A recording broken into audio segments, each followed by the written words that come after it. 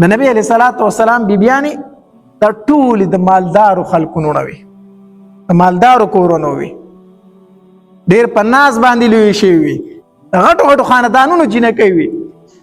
خو د نبی علیه الصلاۃ والسلام په کور کې بیا خو څه نه و، د نبی علیه السلام په کور کې څه نه و. هلته خو نبی علیه الصلاۃ والسلام صرف په آخرت باندې نظر و.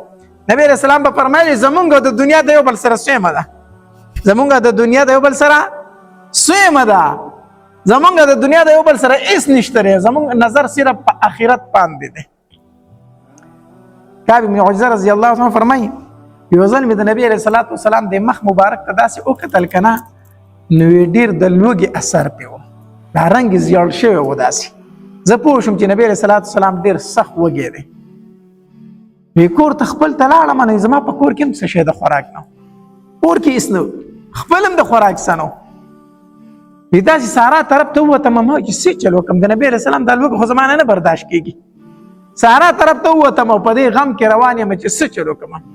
یو یهودي و باغ یې اوبه کاو، بوکې راخیجولې او باغ یې اوبه کاو. ما ورته وی چې دا باغ درله زه اوبه کړم نو ماله به څه مزدوري راکړې؟ وی چې او. ما چې څه مزدوري به راکړې؟ وی چې په یوه بوکه باندې به درته یوه کجوره میلاویږي، یوه بوکه دې راوخیجوله د اوبو تا ته به یوه کجوره میلاویږي. ما ورته چې ټیک ده منظور ده راته. وی شروع شوم هغه یهودي له مې هغه باغ اوبه کاو چې څه بوکې مې راوخیجولې د هغې په مقدار راته کجورې میلاو شي. کجوري مې راواغستې په منډه منډه باندې مې نبي علیه الصلاۃ والسلام له ځان راورسوم. وی نبي علیه الصلاۃ والسلام ته مې کجوري کېښودې، وی نبي علیه السلام ډېر په مینه مینه باندې هغه کجوري وخوړې، وږې او ډېر په مینه یې وخوړلې. بیا راته وایي چې کعبه دا کجوري د کوم طرفه وي، دا دې د کوم ځای نه راوړي؟ ما ورته کیسه وکړې چې الله پاکه پیغمبره ستا د مخ مبارک ته مې وکتل که نه په دې د لوږې اثر و، ما نه برداشت ونه شو. سارا ته ووتم ځکه په کور کې راکرم څه نه و، یو یهودي باغ اوبه کاو نو د هغه سره لګیا شوم، ما ورسره لږه مزدوري وکړو نو دا کجوري مې پرې واغستې، دا مې تاله راوړې. وی نبي علیه الصلاۃ والسلام راته ډېرې دعاګانې وکړلې، ډېرې دعاګانې راته وکړې چې الله دې په مال کې برکت واچوه. کعب بن عجرة ډېرې دعاګانې راته یې وکړې. نو د نبي علیه الصلاۃ والسلام په کور کې خو بیا داسې حالت و چې په میاشتو میاشتو پکې اور نه بلېدو او بیبیانې ټولې د غټو خاندانونو وي.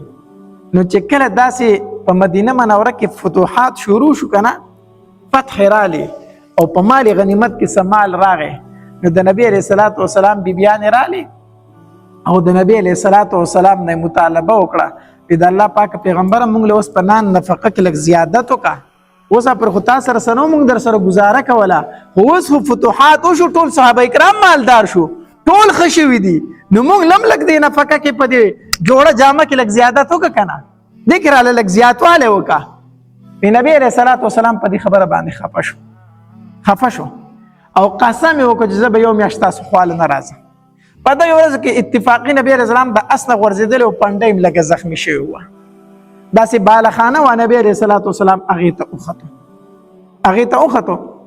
منافقینو بار دا خبره مشهوره کړه، وی نبی علیه السلام خپلو بیبیانو له طلاق ورکړو، دا خبره مشهوره کړه. دا خبره عمر رضی الله تعالی فرمایي وی زما یو ګاونډي و، وی زه به داسې په هفته کې یو ورځ تلمه کوبا ته به تلمه، هلته به ما ځان له لمونځ کوو، بیا به واپس راتلم، نو یو ورځ به هغه ته یو ورځ به زه تلمه. ما هغه ته ویلو چې په کومه ورځ باندې زه د مدینې منورې نه بار یم، نو ستا دا ډیوټي ده چې نبی علیه الصلاۃ والسلام کوم حدیث بیانوي چې زه راشم ما ته بیا بیانوي، او که ته بار ته وتې وي نو زه به در هغې پورې یم چې تر څو پورې ته نه یې راغلی چې د نبي علیه السلام ژوند بیا زه تا ته بیان کړم. دا صحابه کرامو مینه وه. وی چې کله به زه تلم ما به دې ګاونډي ته وي چې ته به نه ځې، چې زه واپس راشم چې د نبي علیه السلام کوم ژوند دی کوم حدیث بیان کړی هغه به ما ته بیانوي، او که ته نه وي نو زه به د مدینې نه بار ته بیا نه وځم چې بیا درته د نبي علیه السلام ژوند او حدیث مبارکه زه بیانوم. د ګاونډي سره مې دا خبره کړې وه. وی زه تللی وم چې واپس رالم، وی هغه ملګري مې راته دروازه وټکوله، خو ډېره په تلوار او په تیزۍ وارخطا یې راته دروازه وټکوله. ما ورته چې بار ته راووتم، ما ورته وی چې څه چل دی ولې؟ وی چې نبی علیه السلام خپلو ټولو بیبیانو له طلاق ورکړی دی، طلاق یې ورکړی دی. چې دا خبره مې واورېده که نه، وی د خولې نه مې دا الفاظ ووته چې لاړې حفصې هلاکه شوې. حفصه خو پکې د هغه لور وه که نه د نبي علیه السلام بیبي وه. ما ورته وی چې لاړې حفصه هلاکه شوې، ما ښه پوه کړې وې خو ته نه پوهېدلې، ځکه د دې نه څه ورځې مخکې امام په کور کې څه خبره وکړه ښځې مې مال جواب راکړو. عمر رضی الله فرمایي ما کور څه خبره وکړه مال مې ښځې جواب راکړو. یو مسله دا وه موږ د مکې خلک چې موږ په ښځو باندې زورور وو او د مدینې خلک په ښځو باندې لږ کمزورې وو. نو د مدینې منورې ښځې چې وي نو دوی به د خاوندانو له جوابونه ورکول. زموږ ښځې خو موږ ته جواب نه شو راکولی، خو چې موږ مدینې ته رالو نو زموږ ښځو هم د هغوی نه چل زده کړو. ځکه دا زنانه خو د یو بل رضیه راځي خبرې کوي که نه، تو ما مې خاوند ته داسې وي او ما مې خاوند ته داسې وي. زموږ ښځو هم د مدینې منورو د ښځو نه چل زده کړو. بیا هغه هم په موږ باندې جري شي، موږ ته به یې جوابونه راکول. نو یوه ورځ ما کور څه خبره وکړه دې ښځې مې جواب راکړو، چې وران غوندې جواب یې راکړو. ما ورته وی چې تا ما ته جواب راکړو، ستا دومره جرأت، تا ماله جواب راکړو چې دا تا ماله څنګه راکړو، ته نه پر خو تا ماله جواب نه دی راکړی. ما ته وی چې عمره ته دومره غټ سړی نه یې څومره چې غټ نبي علیه الصلاة والسلام دی. عمره ښځه به راته وایي چې ته دومره غټ نه یې څومره لوی شان چې د نبي علیه الصلاة والسلام دی، هغه ته یې بیبیانې جواب ورکوي. نو زه به تا ته نه درکوم، هغه ته یې بیبیانې جواب. ما ورته وایي څه شي؟ نبی علیه الصلاة والسلام ته د هغه بیبیانې جوابونه ورکوي؟ زما لور حفصه زما محبوب ته جوابونه ورکوي؟